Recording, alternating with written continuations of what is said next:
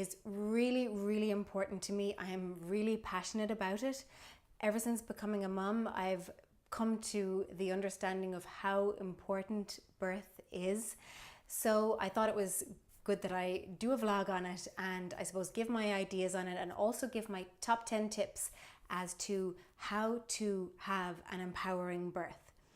So I believe that the problem nowadays is that we treat birth as a physical condition as opposed to treating the whole person and supporting them emotionally, mentally, and spiritually, as well as physically.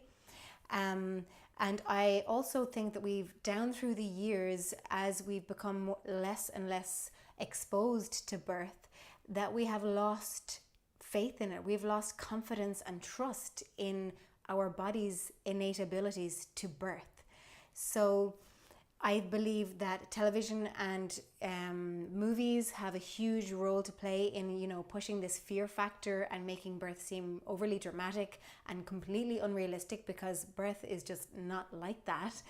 And I think it's kind of a pity, because it has caused us to lose that confidence and have a lot of fears, and sometimes that makes it less positive in the long run, and because of that lack of knowledge and the fear. The fear is a huge factor, I believe, and something that my midwife once said was that birth was 50% pain and 50% fear. So if you can work on the fear, that's half of the overall picture. So I thought that was a really nice kind of explanation of what we can do to prepare. We can do a huge amount. So here are my top 10 tips for how to have an empowering birth. Tip number 1 is to hire a doula. A doula is a non-medically trained birth partner. They will be able to give you antenatal preparation, as well as being present during the birth, and give huge support for both the birthing person and the birth partner. And then they will be around in the postpartum phase, which is so important. And a doula is somebody that you can hire for either postnatally or antenatal, or for the whole lot and for the birth, and it's well worth the money. I had a doula for my second birth and she was amazing. Just look up doulas in your area, you will not regret it. My tip number 2 is to have a mother blessing. A mother blessing is like a baby shower, but for the mother, and you have it just coming up to the birth, a couple of weeks before your birth, and it's usually all the mother to be, all of their female friends and family are invited, and it's like a celebration, and it's very uplifting, supportive.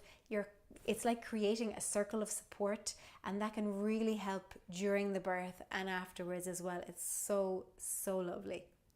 Number 3 is to prepare for birth. So you're probably doing this already if you're pregnant, reading up on childbirth, what it entails, also doing your prenatal yoga, learning the language around birth, because that's really important. If you're speaking to your caregiver, you want to understand exactly what they're talking about. And it's like a new language. No matter where you're going to give birth, it's really, really important to read up and kind of come to an understanding about what birth entails. Number 4, create a list of your birth preferences. So this is something that you and your birth partner will sit down and write up or type up, and then bring it to discuss with your caregiver well in advance of your due date. So things that you might have on this would be maybe that you would like to have skin-to-skin contact for at least an hour directly after the birth, that you would like to avail of or not avail of certain medical interventions, that maybe you might like to have delayed cord clamping. There's a lot of different things that you can request, and you might also say that you understand that birth is not always straightforward and it doesn't always follow a certain plan, but that if possible you would like to have these. Tip number 5 is to create a long and varied birth toolkit. Now by toolkit I mean like a list of all different tools that you have at your disposal for birth.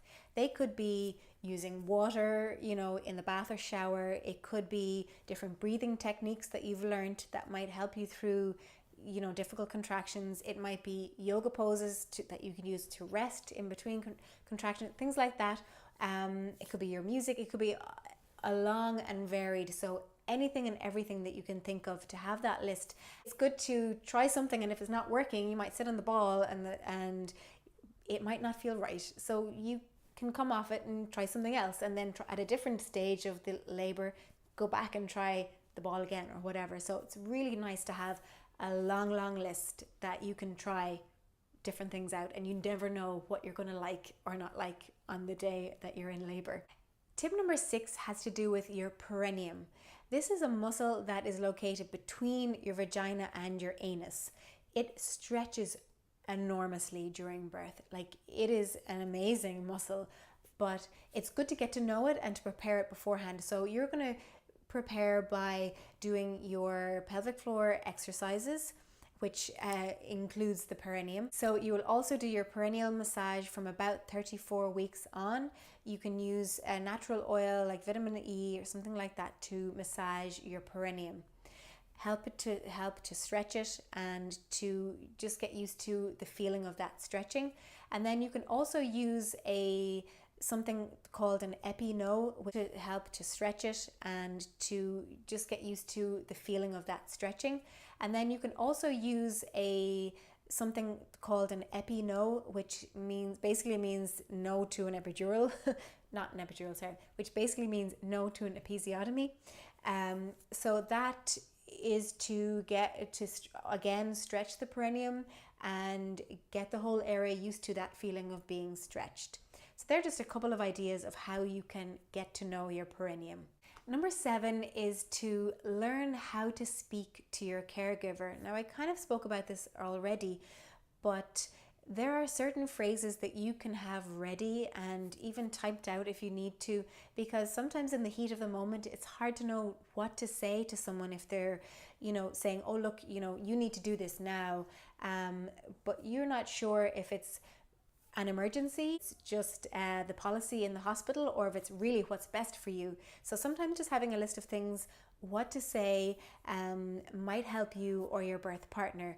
Things like, what will happen if I wait for an hour? Little things like that. And if you hire a doula, then you don't have to worry about this tip because your doula will do this for you.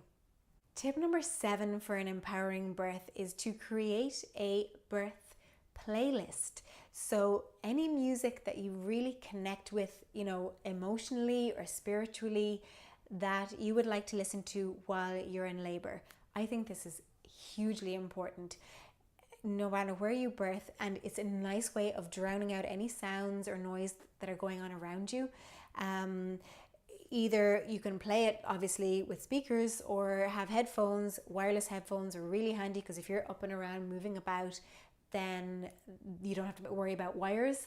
And personally, I listened to Krishna Das during my 2 labors because I just really connect with his music. It's very kind of earthy, and it reminds me of my yogic journey. It's very spiritual and I really loved it, but you might find something completely different that you connect with, and it's nice to have that playlist ready.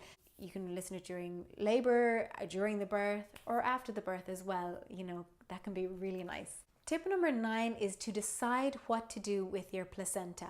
You may decide that you don't want to do anything with it, and that's fine, but there are lots of different options, from bringing it home and planting it under a tree, to consuming it either through smoothies or encapsulating it or making prints, or you can get homeopathic remedies. There are many things you can do. So just research it before the birth, because then you can have your decision done and ready.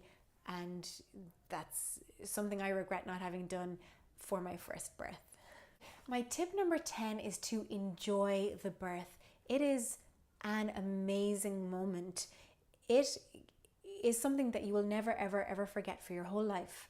So that's why I believe it's so important to have a positive experience. And a positive experience doesn't mean that it has to go exactly how you wanted it, but it does mean that you're prepared and that you have spoken and you're happy with the caregiver you have and you feel like they're giving you the best care that you deserve. It's really important that we are treated with respect and dignity, and we're asked for our consent when it comes to birth. Our birth experience may be directly related to how we are treated around birth. Yes, we can be prepared as much as we can, but if we are not given that respect and that dignity and ask for our consent, then chances are the birth experience won't be positive. And if it's not your fault. So there you have my top 10 tips for having an empowering birth. I hope there's something there that you found useful. Please let me know if there is, or if there's anything you'd like me to expand on. I would be more than happy to do that. And let me know if you're pregnant, how many weeks you are and how things are going. And if there's anything at all you'd like me to vlog about that I might know about, I would be more than happy to do that. Thank you so much. Bye bye.